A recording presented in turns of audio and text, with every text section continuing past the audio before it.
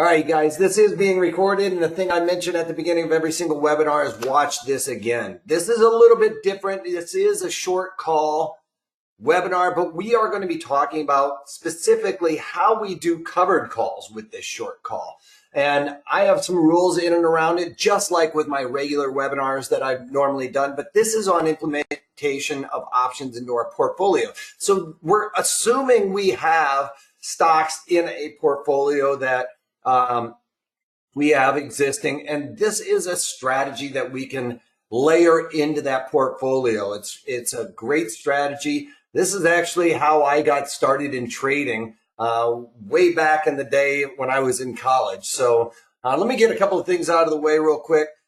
My name's Eric Wilkinson, and you may recognize me as the Wolfman from mainstream media. I've been trading my own money for over 20 years now, and I started trading in college with some money I had earned. After starting out with a psychology degree, I switched it over to finance. And then after graduating with that degree, I moved to Chicago, and I've traded everything from stocks, financial futures, commodity futures, currencies, and options on all these products and just about all market conditions. We've got to go over this disclaimer really quick. It basically says any opinions, news, research, or analysis or other information contained in this webinar does not constitute investment advice or solicitation to buy or sell any of these securities or strategies. I'm going to be talking about strategies and underlyings that I have in my portfolio. But one thing I want to make sure you guys understand is that I'm here to teach you guys how to trade, all right? To think for yourself.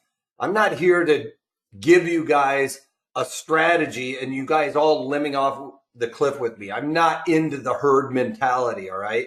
So remember, this is for general education material. And please remember that past performance of any trading system or methodology is not necessarily indicative of future results. All right, you guys can follow me on Twitter at Wolfman's blog or our parent company at ProTraderStrat. Also, you can follow us on Facebook, where we're throwing out all kinds of content, whether it's me, Steve Primo, or Mary. So we all have some content going out there. It's great for educational purposes. Follow us on Facebook so you can get quick access to my daily market commentaries, where I talk about all my trades that I do, and how we're staying mechanical with that. Not all trades go our way, and we're always trying to increase that yield in the portfolio. So that's what I'm talking about in those market commentaries. All right. So we're going to try and increase our gains using these covered calls. And how do we do that? Well, probability of profit, if you just go out and buy a stock on any given day, your probabilities of picking the right location is 50-50, all right? Well, when we're implementing options in and around our portfolio, we're actually increasing our yield in that portfolio, all right? And synthetically, we'll be, with this strategy here, lowering our cost basis. Almost got ahead of myself there. And how do you lower your cost basis? Well, when you sell a call, you guys, you are collecting a credit, right? Well, that lowers ultimately what you paid for it.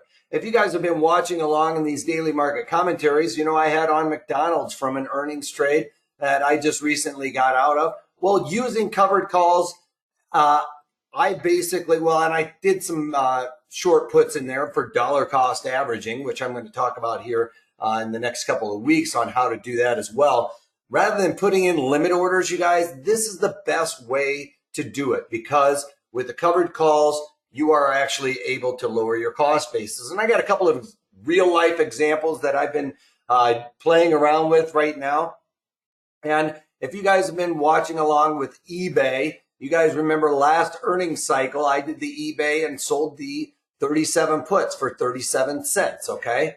Well, obviously, if we pull up a chart of eBay, you will see, I don't know how many people have been watching eBay lately, but you can see right here, this earnings cycle, I sold the 37 puts. I was looking at it like, all right, well, I'm selling the 37 puts plus my correction puts me just above this Fibonacci right here. Well, lo and behold, we broke down below that. I got put that stock, okay? stocks got put to me. That's another real easy way to remember when you're selling puts, it gets put to you. So what's happened in the meantime? You can see it's traded pretty much flatline in and around that point of control where price has been accepted. So what did I do? I went in and got mechanical, and we're looking at the eBay example up here right now. So what did I do? I got put that stock. I immediately sold the 37 calls, collected 43 cents. Well, I ultimately got about 31 cents. So when we're looking at this example, if I can find my pen, excuse me, you can see my collection. When I sold those puts, I get to keep this original collection here. All right. I got to keep that. That lowered my basis. So synthetically, because I got to keep that 37 cents, my break even now is trading right around 36, what is that, 63, all right? So, and then I sold these calls because I'm thinking, you know what? I got into this trade, not loving eBay right now. I just want to get out for a small profit. Well, I got to collect another 43 cents. So if you add up both of these, I've collected a total of 80 cents. Yes, I did buy them back right here for 12 cents. So I'm in this for around 68 cents total. So my break even at this point, when I had gotten out, right, 68 cents, my break even was at $36. And what did I say my total credit was? 68 cents. 68 cents. So was at 32, right? So my break even, I'm lowering what my cost basis is on that. That increases my probability of success, right? I don't have to get as high as that $37 just to get to break even now. Well, so what did I do? Well, I want to get out of this for a scratch, maybe a little bit of credit. So I then ended up selling the 36 calls. Well, I get to keep that 55 cents, right? So now I've lowered my break even after covering it. My break even is around, what is that? 36 minus 51. So I'm lowering my break even to around 35, let's just call it 80-ish. All right. So my break even right now today is 35.80. So if we take a look at that eBay trade, you can see that we haven't gotten back up to where my break even is, or my original break even, which was $37. But you can see I'm just slightly out of the money. Earlier on today, if we look at the high of the day, I was in the money. Actually, I was profitable. So I'm going to hold on to this. I was considering selling some 36 puts or 37 puts again because we have really high implied volatility, right? I'll be able to get pretty far away from where the underlying's trading. But during earnings, one thing I like to do is skip that earnings. If I'm long it, I'm going to stick with it through that earnings. So right now, you know, maybe in the next day or two, if it got up to 37 right before the earnings, I would probably get out. But at this point, I've taken that risk and I'm going to ride it out. But that's me. You guys would have to discern what you wanted to do based on your trading assumption with that. So now let's take a look at this Disney example down here.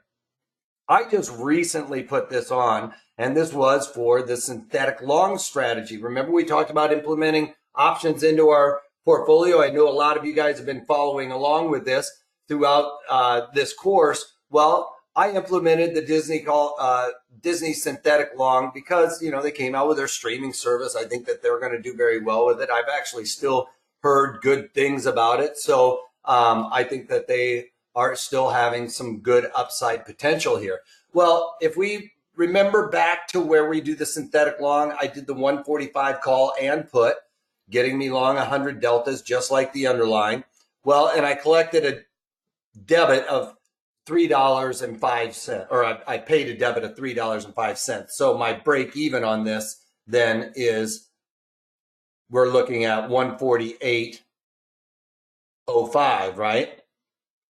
So right there, that's when I put it on. That's basically when I initiated this trade.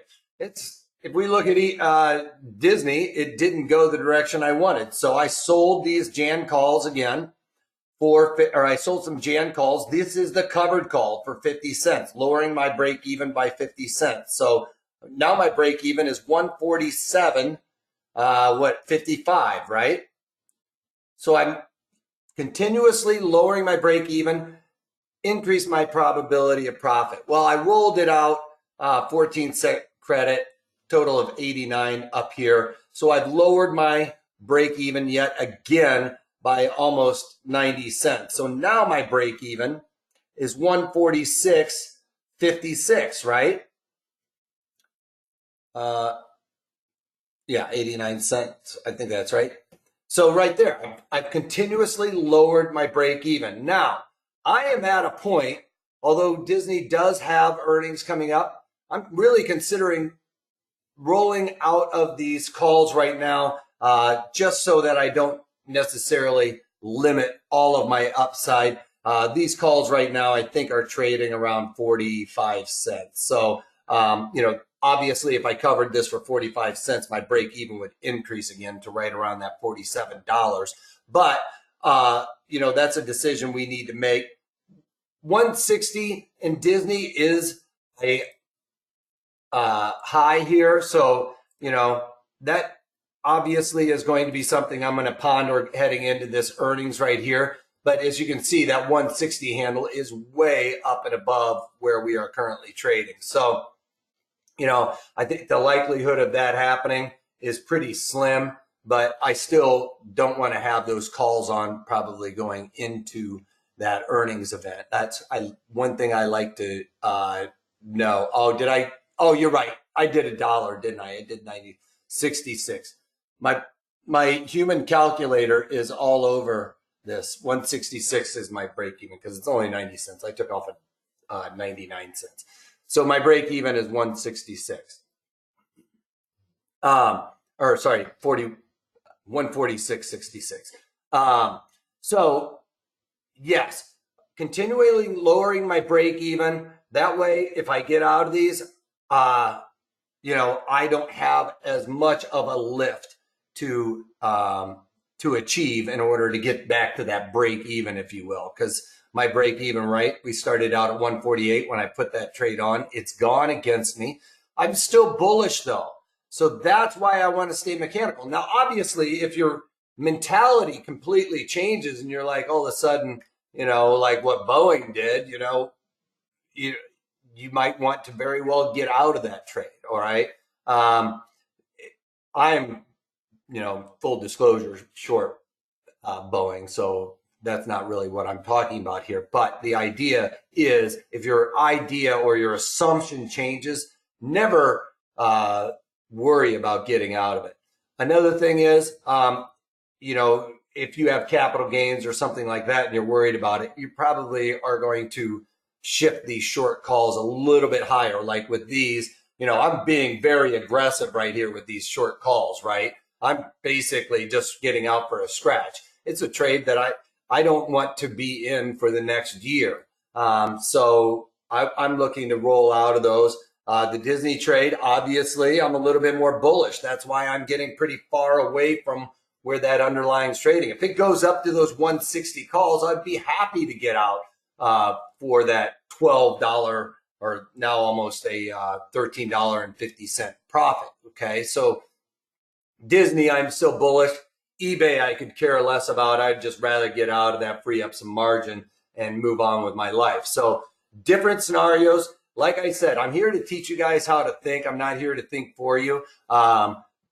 You're going to have to come up with your assumption in your underlyings and kind of discern, all right, where's my strike location on this? Yes, I do have some rules that we'll talk about in good strike location for these different ideas. But you can see I'm definitely more aggressive there and wanting to get out than I am with this Disney trade. How do you pick your short call strikes? Mike, I'm going to be getting into that a little bit further as we go on along. Almost very similar to the covered put, you keep buying further out calls and selling front month calls at a higher strike. On the are you talking about the poor man's covered put, John? With this one, these are all short. So I'm selling the calls. Actually, this one I bought back, but this one I'm short. So those are shorts.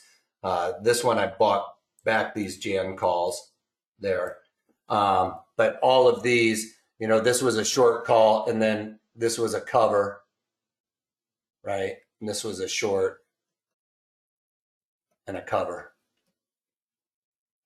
So when you cover the trade, you got to remember that does, basically decrease. Well, all these shorts are going to decrease your break evens, but when you buy them back, your break even does slightly increase. Keep buying. I'm going to have to think about what you're talking about there, John David. I get into a mindset, and I'm trying to have to shift gears there. All right. So, when we're trying to cover our cost basis, like on Twitter, if you guys were following me way back in the day, I basically cut my Twitter exposure in half on my basis there. It was when it was trading down in the 20s, but I lowered my cost basis by almost $10 over the course of about a half of a year. Yes, you can lower your cost basis to zero on these. So think about it. Then you've got these stocks on for free. And you can continuously do this, especially if the market isn't going in your direction. We get at these all-time highs. The market does seem to get a little bit more choppy. You're not going to consistently see parabolic moves. And if you are, in my mindset, I like to definitely start selling some calls at this area. Why put in a limit order when they're trading at all-time highs? Go in there and stay mechanical with this. Let the short calls call your stock away. Now, something also with this, especially if you are bullish in the underlying, if you probably don't want, if you have on 100 of the underlying, yes, you're going to have to do a one lot, which is equivalent. All right. So those will get called away completely. But let's say you have a bigger portfolio. I would suggest that you would go in, if you didn't want to necessarily get out of all of them, but you wanted to take some profits, right? Sell the calls at half the quantity. So if you're long 1,000 of the underlying, you're only going to be selling 5 calls. Or if you are long 200 of the underlying, of Disney, if you're long 200 Disney, only sell 1 call, all right? If you aren't willing to cover all of them. All right, because it is a possibility that these could get called away from you. I would suggest then if they do get called away from you, you immediately go and start selling some puts in there to try and get those back. All right, which also continuously lowers your basis on it, right? Because you continuously get to collect a credit there.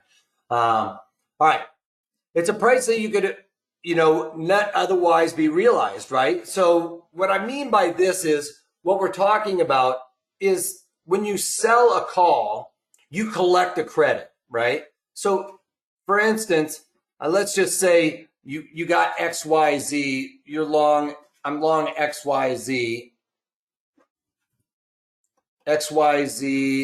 at, say 185, right? And I'm selling the 200 calls for, let's say, $1, right? Well, you always get to keep that $1. And let's just say XYZ goes up, and right here's that 200 level. And at expiration, it's trading at 200 and let's say 50 cents, right? Well, they get called away from you at $250, but you collected a full $1. So really, 201 is where your out is. So you need to think about that as well, right? Because you get to keep the credit. They're pulling you away. They're pulling these calls out of you for that $15 profit. You got that $15 upside, and you got to keep that $1 over there. So realistically, synthetically, I always talk about synthetically because it looks a little bit different with all the math. You got out at 201. They got called away from you at 200. The underlying only got up to 250 cents. So you can, there are occasions where it's right there at the short or just slightly in the money. Your short calls are just slightly in the money. But with that collection of credit, you actually got to get out at a higher price than what everybody else did. All right. So it can happen. It has happened. I've seen it happen. Of course, to be able to take a snapshot in time every time it happens is not probably going to happen. I'm not going to be able to snapshot that. All right. So it's adjustable based on your assumption. Now, I kind of gave it away a little bit with my examples of eBay, right? So when we're talking about strike location here, you can adjust based on your assumption. If you're a little bit more, you're seeing the market correct a little bit more than you like to see, then you want to maybe get a little bit more aggressive, like I did with eBay. eBay I felt like was going to just start trading sideways, basically because it had gotten to that point of control, which is, one of my market indicators, directional market indicators. I had a feeling, eBay is stuck right there where the most time and volume has been spent. Usually when markets get in and around those points of control, like on my market profile chart, they have a tendency to settle down and kind of get comfortable there. Anytime you guys think about your own self, anytime you have a stock that is trading right around where you bought or sold it, there's no angst, right? There's no angst to get out because you're not worried you're losing money. And there's no angst on the upside to take a profit, all right? So the same thing happens with these stocks. When they get to the point of control, they have a tendency to settle down because most of the people out there have bought and sold at that price. That's why it's being accepted at that level. So there's no real push to get in and out. So the market kind of settles down there. So like eBay, based on my assumption, I got very aggressive. So it's not always an exact, I think Mike was asking, how do you pick the short strike? It's really going to be on your assumption. If you think that it's going to be kind of like bullish, like I still believe in Disney, then I'm going to pick about a 15 delta. I'm getting a little ahead of my slides here, but when I'm being more aggressive, say for instance with like eBay, I'm going to be looking at something like the 35 delta. It's something that I've maybe lowered my basis quite a bit. I'm ready to get out of this. I want to free up some capital for something else and want to move on. So, that's where your determination is. But those are the two strike locations that I've gotten ahead of myself on that I'm usually going to be looking at.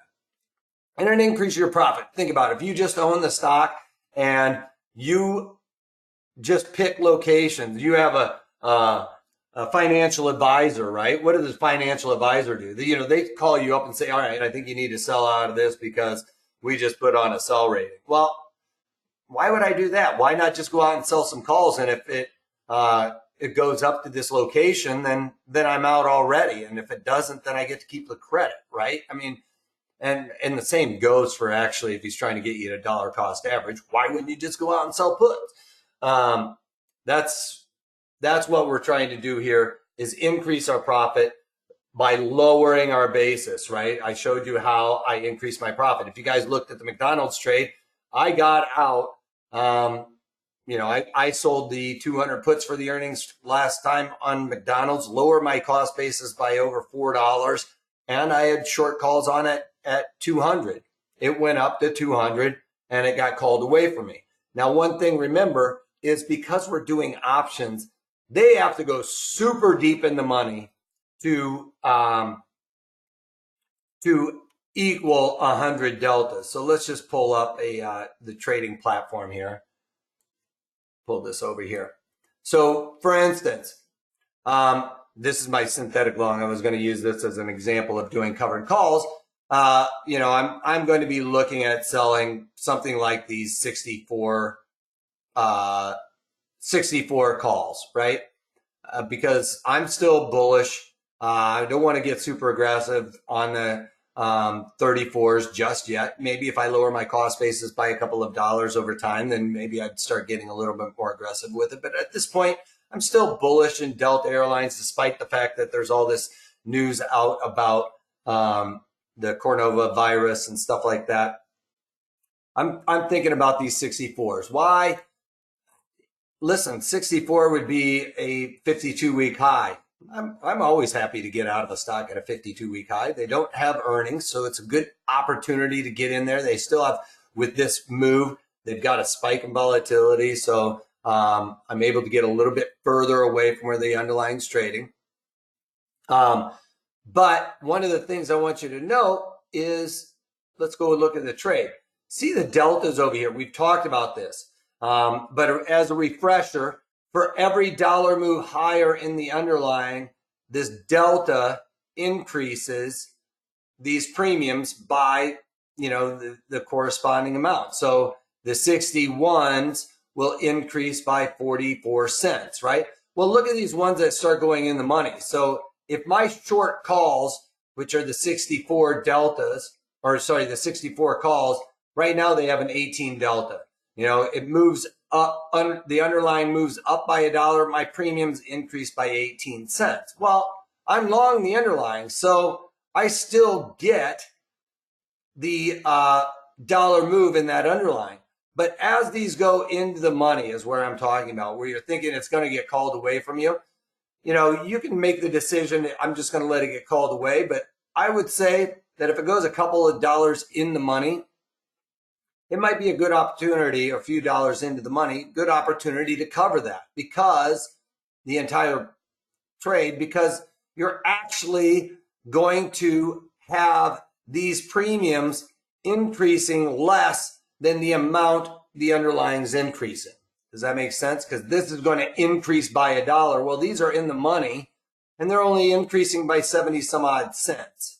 So you're a little bit ahead of the game.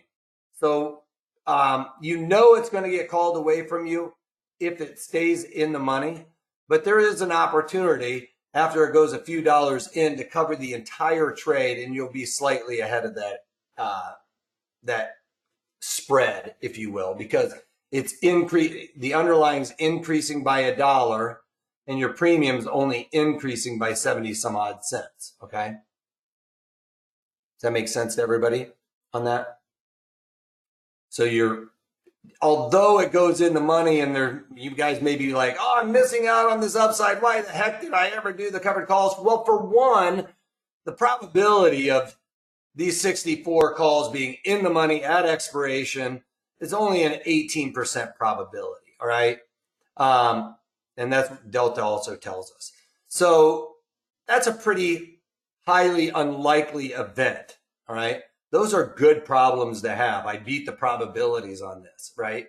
Well, the other beauty of it is, if they do go in the money, I did try and sell them at 64, but really, if you cover the whole trade, it's like, well, I sold them at 64, let's say 25. Okay. I know that's a long-winded answer, but if you do the math on the increased value of the deltas causing my premiums to start increasing versus the dollar for dollar increase I get in the underlying, it doesn't necessarily make up for it. You synthetically get to sell it a little bit higher. All right.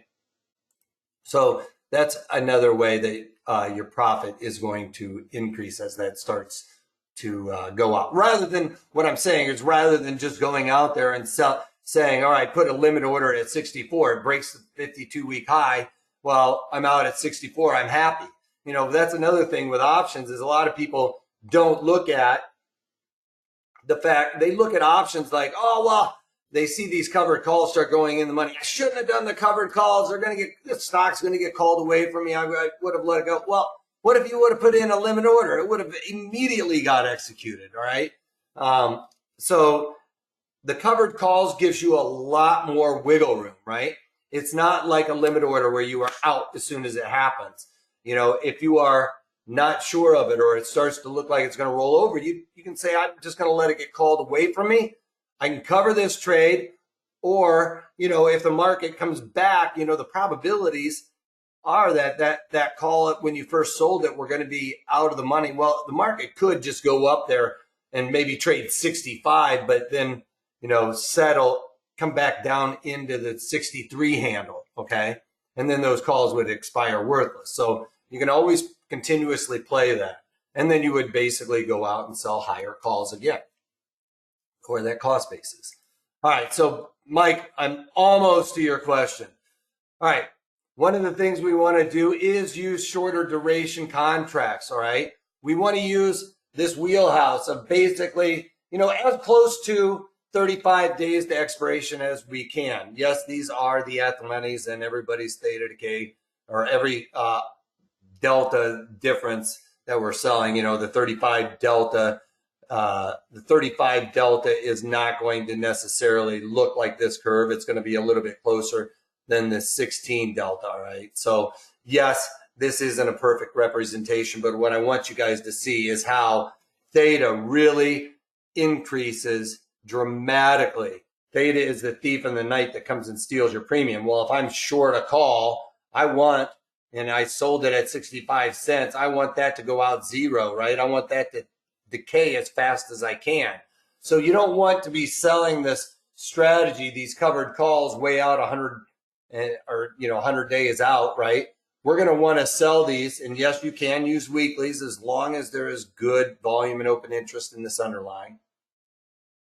We want to be selling it somewhere as close to 35 days to expiration. Yeah, you can go out to maybe 45 days is usually about as far out as I will go, but somewhere in this, because we want this theta decay component to happen. We want these calls to expire worthless. All right. So we want to get into that as close to 35 days to expiration as we can, because as you can see, these 35 days to just 7 days, you get a 50% drop in premium. Now, I usually talk about, when I'm just talking about selling short calls as a trade, to get out somewhere right around in here. I don't want to take it into the very last days. Well, here, I'm not too worried about taking this into those very last days and getting that massive theta component, that other 50% drop. So with this one, I'm usually selling those covered calls and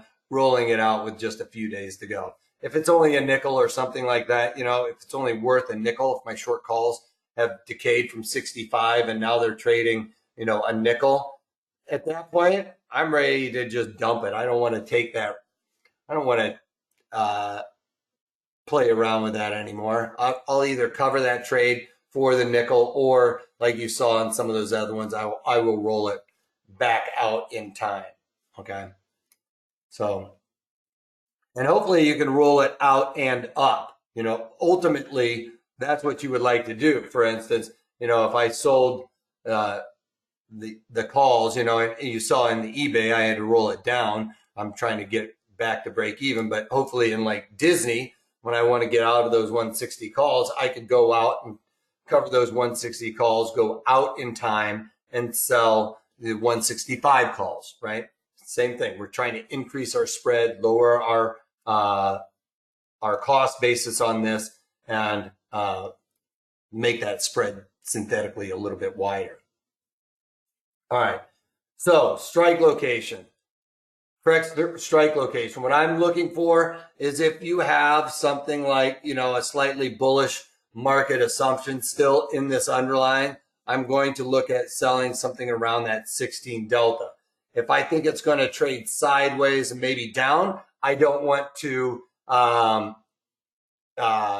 see it go too far. I want to collect a credit, get my break even a little bit down. I'm probably going to go to about that 35 delta.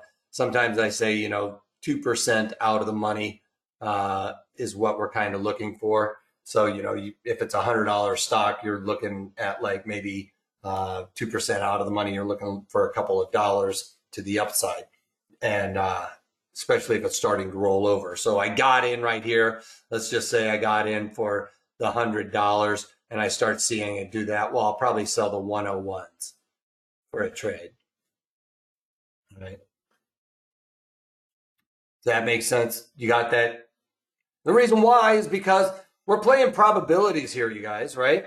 If we look at this, the one standard deviation move, this is the bell curve. I talked about this. You get into the underlying, it's a 50-50 chance that it's going to go up or down. Well, this is down actually. So on the calls, we're going to be looking at for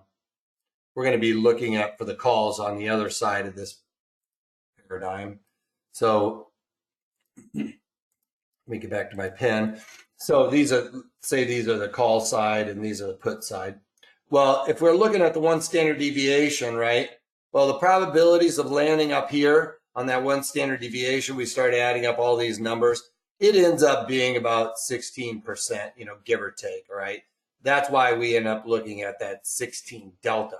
Delta and percent probabilities, all of those things are very one and the same, you guys. So, you can think about it on both, depending on which side brain you guys are. That's what we're looking at. 16 delta, 16% probability, all right? And then if, we're worried about it going to that downside like this, then we're going to be looking at about the half standard deviation. So we add in this 16 delta plus that 15, that's 31. But I like to go to the 36, which is just slightly inside of that. So right at the 36 delta. All right. And you can pick, if you really want to stick to your guns on the standard deviations and stuff like that, then you can pick the 31 as well. I usually like to go to that 36 delta. That usually gives you a nice healthy credit, right? If you're looking at like the 16 delta in comparison, let's say it's a about a $50 to $100 stock, you're probably looking at collecting around, 30 cents or something like that. Whereas the 36 delta, you're probably going to be getting closer to about $1. All right. So definitely more aggressive. Okay. Be mindful of dividends and earnings. I like to get out of this trade for earnings. All right.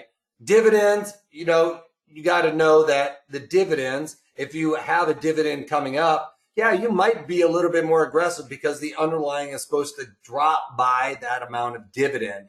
Okay, so something to keep in mind, it doesn't always happen. As a matter of fact, Apple has a tendency to rally on that ex-dividend date, which kind of debunks the whole theory. The idea is that if I buy my stock after that ex-dividend date, then I don't get paid the dividend.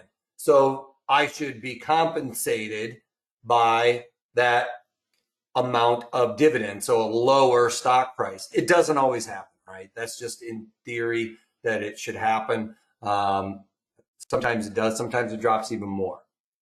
So you might be a little bit more aggressive here, but I, to be honest, like to ride out the earnings without that strategy on. I look at it like if I'm taking the risk on this assumption through earnings with this underlying, well, I don't want to cap my upside necessarily, right? Because we could have a gap up. I would almost wait till that day after the earnings, see what happens, or that day of the earnings that it comes out. Say, for instance, the earnings were released in the early morning. Yeah, you're going to get a massive drop in volatility. Those premiums are going to decay rather quickly. But a lot of times, the next couple of days after those earnings, you'll see volatility continuously come out. And if you guys have been playing along with the webinars, you will see that you can see on this earnings date, we got volatility really slamming out. But, well, you could have sold and still gotten some more volatility coming out. So despite the fact that it traded sideways after the earnings a little bit, right, you still got some theta or some volatility coming out, all right?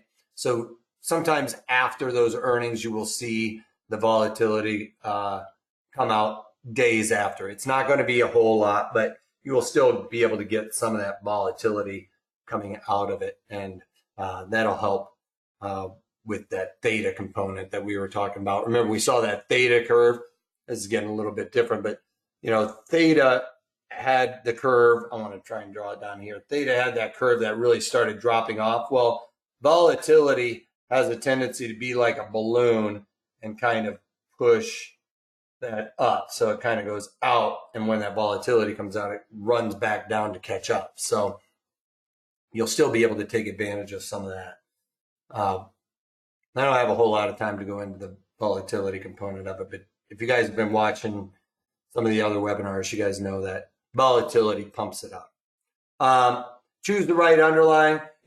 This still goes with that whole idea. We want to look at the option montage equal on a $100 stock, right? If we have a $100 stock, we want that to be equal to or less than 10 cents wide to the bid offer, right?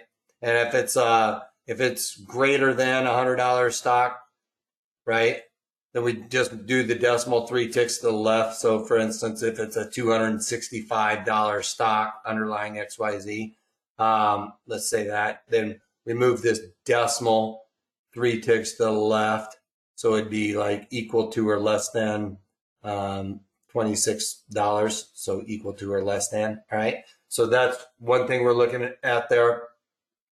Remember, high volatility stocks or highly volatile stocks, although you are having a probability, the probability of the swings are greater. I always talk about volatility as overstated. Don't be afraid to get in there and sell those calls in the covered calls when it's highly volatile, all right? When you start seeing implied volatility of this underlying start to spike. We go back to that example of eBay. Inside of earnings, we saw some volatility spikes happening. Don't be afraid. I don't think I had up. What did I have up as my one for, maybe it was this one. So like we're getting these volatility spikes right here in this trade. Let me pull that up. Got to recalibrate my thing. So, don't be afraid when you see these spikes happening like in and around here to start selling those covered calls, all right? Because volatility is usually overstated, It gets a little bit long in the tooth, Here would be a great place to sell those covered calls coming into this 35 days to expiration, right? We got some volatility coming in there. You might have had this trade sideways like this and seen the market go against you, actually. The market started rallying, but with this volatility crush coming out, you might have actually been able to get out of those really quickly. So don't be afraid to get involved in something like this when that volatility spikes, because despite the fact that you see this market move against you, that volatility coming out will actually help. So you'll be able to get in and out of those rather quickly. Yes, there is a probability that you could get clipped on them, but probabilities are the probabilities. You're still going to be selling that 16 delta. You'll still be selling somewhere around that 16 delta call. But if I saw this volatility start to spike, let's say it went up by 5 or 6 percentage points, well, that 16 delta call is going to be out here at 66, 67. I'm still going to be able to collect that 30 cents, but I'm a couple of dollars higher. All right. So know that's a product of it. As this volatility increases, yes, it just means that the market's getting a little wild, but know that you're actually being able to sell it further away than when the volatility was really low. So volatility does have a tendency to be overstated and will have a tendency to come out. So I'm going to be looking at selling these 64 calls because, again, I believe if with all the bad news, if Delta gets up there and trades at 52-week highs, I'd be happy to get out of this trade, from 60 to 64, right? I'm not looking at this as long-term necessarily on this. I want to, get out of this trade at the high. I might then go back in and start selling the 60 puts again, right? If it comes back down, like I talked about before this, I started out with a psychology degree and started trading. Well, this is how I got into trading and trading options. Is I started buying Walmart and IBM. All right, those were a couple of stocks that I really did the covered call strategies on, because Walmart would get up above 50 and trade 50, 51. I'd see it just come back down to like 48, 45. And I'm like, oh my God, why didn't I get out of Walmart at 50, you know? And I started talking to the guy at the discount brokerage house that I was working at, or not working at, that I had my portfolio through. And the guy was like, hey, you know, you could sell calls against this. Like if you're worried, you want to get out at 50 the next time it goes up there, you know, you could sell calls against it, lower your cost base, da, da, da, da, da. And sure enough, you know, a couple of times I got clipped, and he was like, well, if you want to buy Walmart back, why don't you just go out there and sell some puts? And literally, that's the cycle, you guys. Like, don't worry about getting these called away from you, right? You don't own the stock anymore, but you can still collect the synthetic dividend by going out there and selling the puts again. I'd buy it back down here, you know, I'd buy it at $58, right? I'll sell it at 60, buy it at 58. You can see it's trading within those ranges pretty good. Yeah, it goes a little bit lower sometimes, but God, if you could sell it at 64 every time and buy it at 55, that seems like a pretty good trade to me. All day long, all year, you're in and out of it. Using options, though. You're not trying to necessarily put a limit order in there and scalp it, if you will. You're getting in and out, you know, with a mechanical mentality, and that takes the emotions out of it, you guys. And in the meantime, when it doesn't go there, like in this month where it didn't reach any of your limits there, well, I didn't own the stock, but I got to collect the credit. Just keep continuously doing this. Whatever stock you like, right? Jim, I see your question. Let me see if I have a chance to read all it. Any thoughts on using short calls on thinly optioned holdings? ARI, what's happening with the heavy open interest strikes, hedge plays? ARI, so I like to do this, and you know, if you trade that stock a lot, okay, and you're used to the thinness of that market, and you own the stock, then I don't necessarily have a problem with you doing it. I don't like to trade options in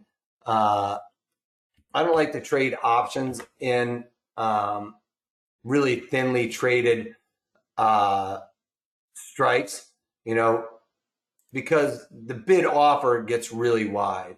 You can see even 29 days to expiration. There's just, I probably wouldn't even do on this one. I wouldn't even bother with doing covered calls. You're just not getting enough premium. But, you know, the one thing I don't like to see is, especially with something like this, how wide those markets are. So my rule of thumb is any stock under $100, you move, it's 10 cents wide to the bid offer. We might be able to get something out here. You know, the bid offer is $1.25, you know. So I would stay away from the stock on trading options. You know, we can even look at something like Aon and stuff like that, or AutoZone. You know, those are even stocks that everybody's heard of. You know, they're a household name, right? Well, people don't trade options around it, right? Booking's a great example of a stock that switched their ticker symbol. I mean, Booking.com is just Priceline.com. Booking, or Priceline, switched to, you know, their ticker symbol to Booking, and nobody trades those options anymore. It used to actually have really tight markets. It fit my rule. It's a $2,000 stock. You move a decimal 2 ticks or 3 ticks to the left, $2 wide to the bid offer. Priceline fit that rule. Booking doesn't anymore. So, you know, I've kind of gotten away from trading that. But I would do this around your highly, you know, the options that have the most volume and open interest in them, right? You know, something like the Walmarts and the things of that nature. So when I was talking about with like DAL, DAL, if I pull up the platform, you know, let's just look at DAL again. So my rule here is on those options that are closest 35 days to expiration. That's where this rule comes into play. You know, stock under $100, 10 cents wide to the bid ask. You can see that these are, you know, 5 cents. They're a nickel inside of that. Right here, it gets a little wide, but we're after the close, so it's gotten a little bit wider. You know, stock that's over $100, we look at Procter & Gamble, move the decimal 3 ticks to the left, we're looking at 12, 13 cents. So you can see that that fits this rule. Almost all of my stocks over here on the side will fit that rule. I mean, we could probably even look at Adobe. It's after the close, so it might not work out, but $300 stock, 3 ticks to the left should be 35 cents. All right, you can see that that's fitting that rule as well. So that's how I determine the options that I'm going to be trading on this. Okay. Whether it's synthetic longs or anything, I don't want to overpay. The other thing is when volatility spikes in those ones where the options are very thin, you know, the market's going to get even wider, right? Because that person that one guy that's making the market in ARI, he knows that he's got other fish to fry right now. He's got his Apple options. He's got his Adobe and all these other ones that are going crazy as well. So what does he do? He's like, I still want to make money, but now those options might be at zero bid at $2.50 or a nickel at $2.50, right? He's going to be like, you got to come to me because I'm not keeping my eye on it. How does IB percentile play in this? All right, so I'm not as concerned with IB percentile as I am like when I'm just trading the options, okay? When I'm trying to decide if I want to buy calls or sell calls, like as a trade, okay? So this being specific to covered call strategies, I'm trying to cover an underlying, whether it's, you know, a synthetic long like we talked about not too long ago where I've gotten into a couple of these trades, or an underlying that I've had in my account for years. You know, I mean, I used to manage money for a guy, and the firm I worked for didn't like using options for, you know, getting in and out of trades. This guy loved buying stocks when they got at certain levels, and I absolutely wanted to go in there and start selling puts for him. He never sold anything. He never wanted to take capital gains.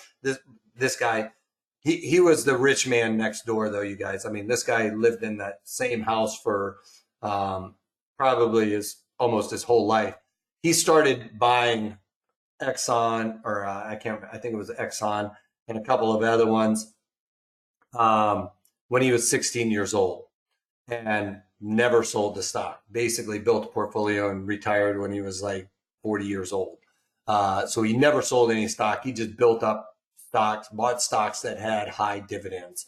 And but he did like to buy them when they had come back down to certain levels. So you know, he'd always give me limit orders because the firm that I worked for didn't want me to sell puts for him. Thought it was too high of a risk for this guy.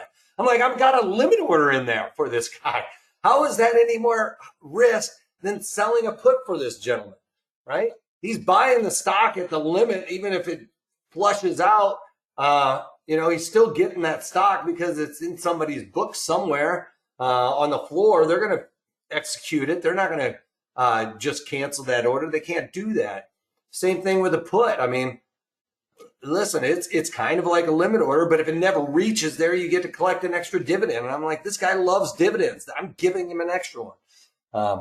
Clearly, I don't work for that firm anymore because we had a complete conflict of market portfolio theory.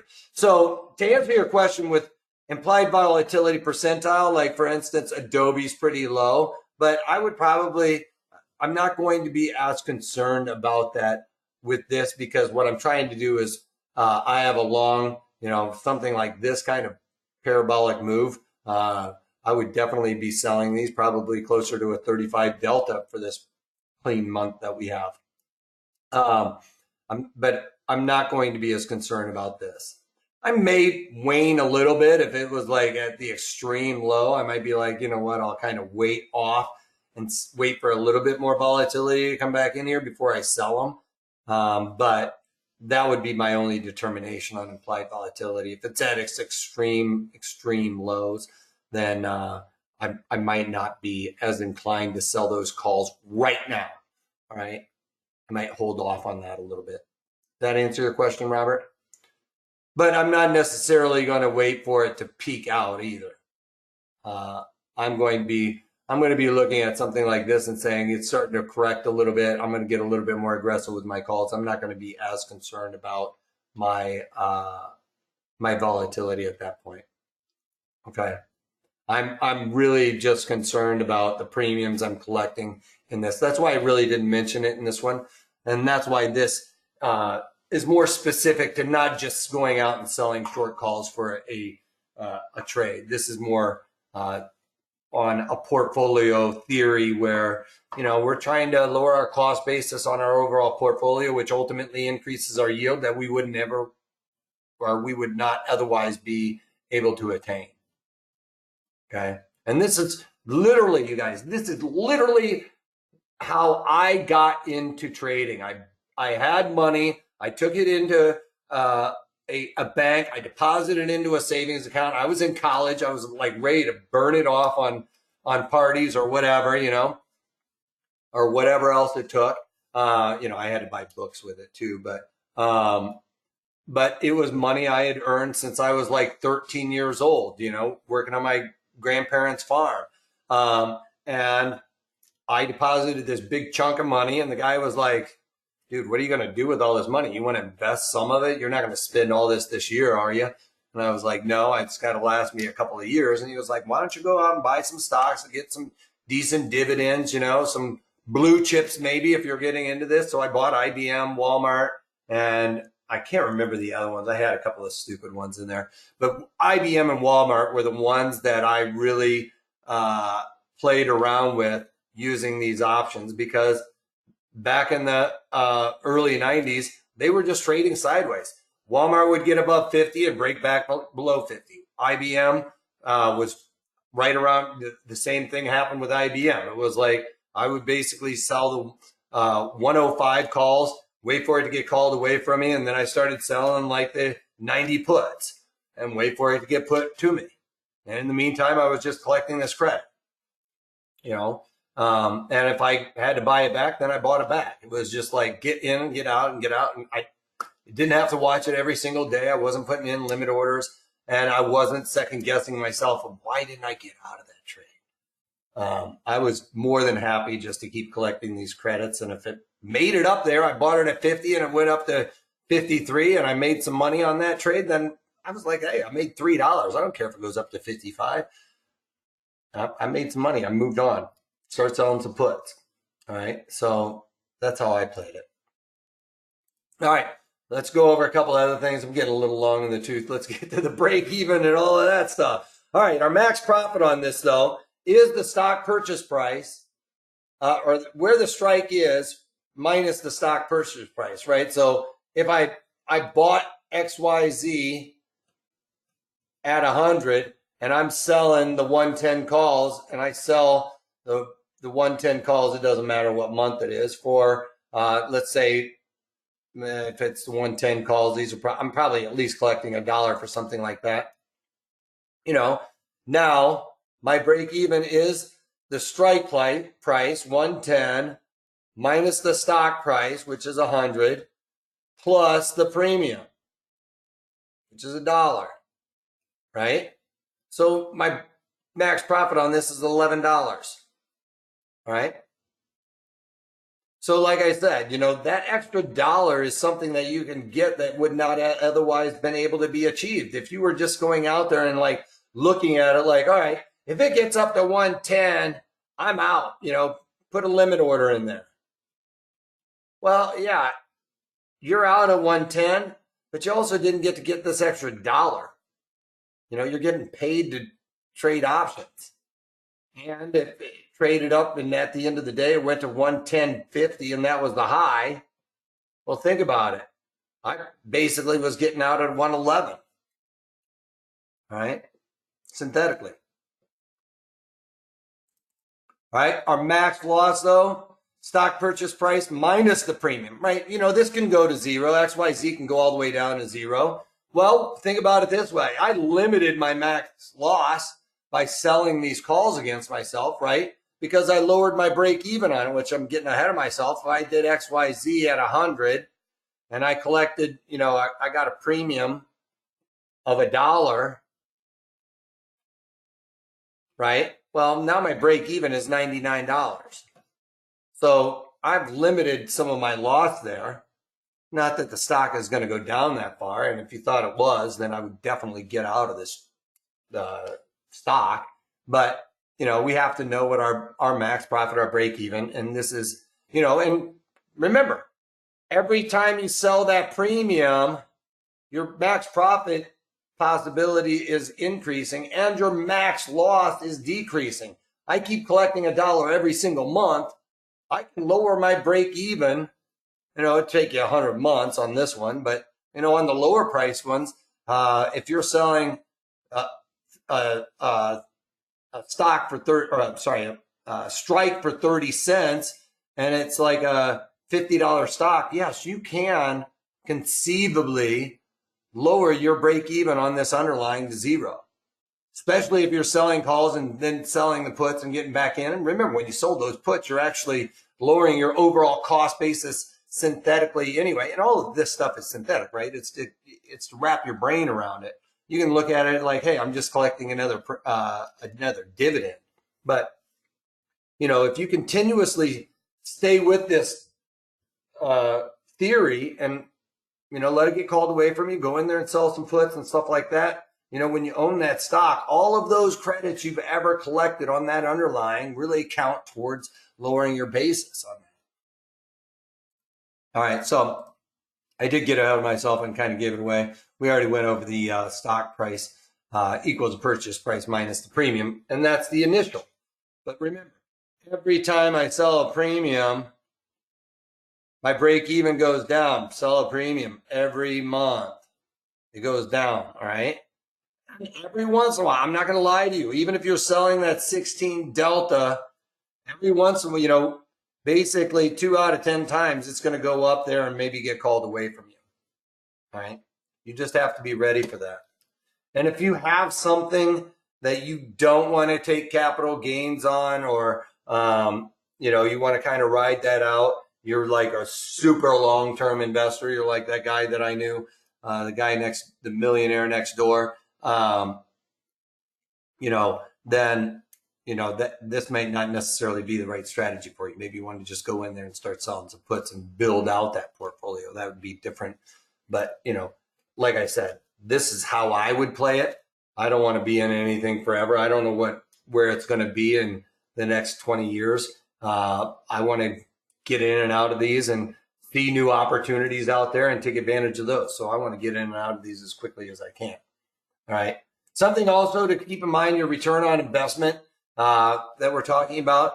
Basically, you take your max profit divided by your basis. Basis is that cost of the trade. So as we continuously roll out of or collect a premium, our basis on this trade goes down. Every time you collect a credit, you're lowering your basis on that trade. And your loss on the investment is your loss divided by that basis as well. Just keep in mind, you got to, you know, keep a tab on those premiums, because, you know, yeah, when I finally got McDonald's called away from me and I was looking at the P&L, you know, I'm long McDonald's at 200 and I'm short the calls at 200. Well, my P&L was making it look like I was getting out at a scratch right there, right? Well, flip side is I had lowered my cost basis by selling some calls and some puts throughout that staying mechanical. And I knew I had a $4 winner, all right, because I had lowered the basis on that trade by $4 from last earnings to now. All right. Anybody else have any other questions here?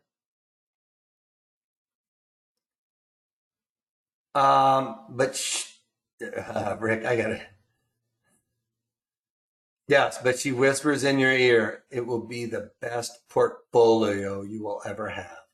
That's very true. Very true. You guys, you know, one thing I talked about at the beginning of this webinar when I was going over the disclaimer is, you know, I'm here to teach you guys how to swim, not how to swim for you. If you guys want to learn how to think for yourselves, which is what I am all about, you guys, I don't want to be the lemming that goes off the cliff first and have all of you guys come off the cliff with me. I don't have all the answers on directionality. I know the probabilities of me picking the right directionality is 50-50, just as yours is. But what I want to do is teach you guys how to trade these options, because that is really the only way to get higher yield in your portfolio. I am confident in that. I can beat the S&P, and you know, maybe I pick the right stocks at the right times. I don't know that that's necessarily true. Some people say maybe I'd rather be lucky than good. All of that stuff I don't think is necessarily true here. I think that playing the probabilities, and that's what we do with all of this, is how you get ahead of it. So I want you guys to learn how to think for yourself or swim for yourself.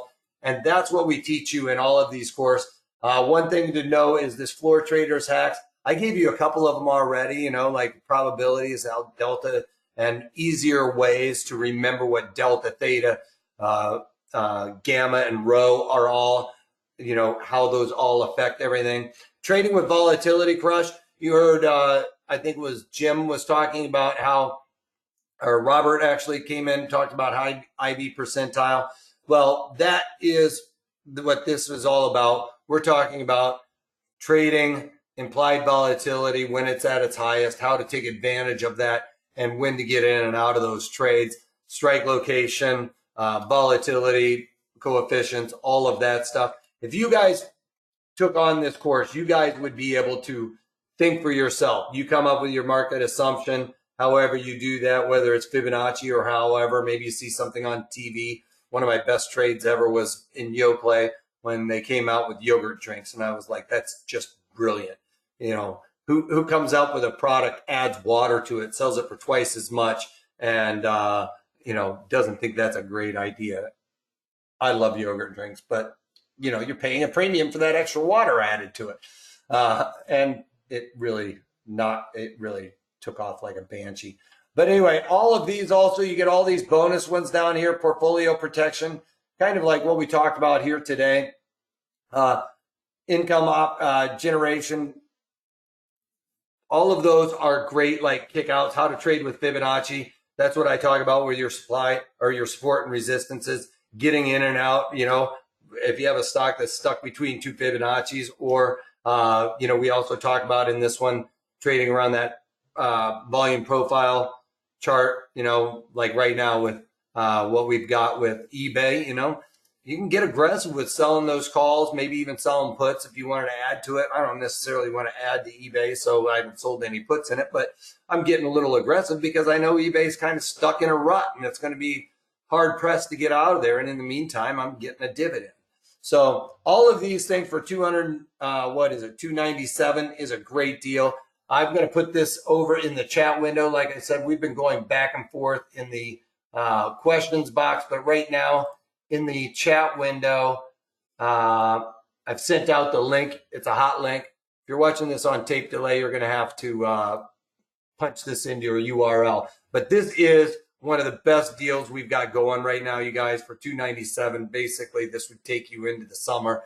And I am confident if you take advantage of this, you guys will be able to think for yourself. You will be able to look at the options and know when it is appropriate for any type of directional assumption you come up with, all right? You're going to look at a directional assumption, come up with it, and almost immediately know what the best strategy is at the end of the day for that, all right? So take advantage of it. And I see a couple of questions coming up. I'll get to that in a second. I just want to thank everybody first and say later webinars, we'll be drilling down on different option components and trades when I find those appropriate. Here's also that link. Again, not a hot link.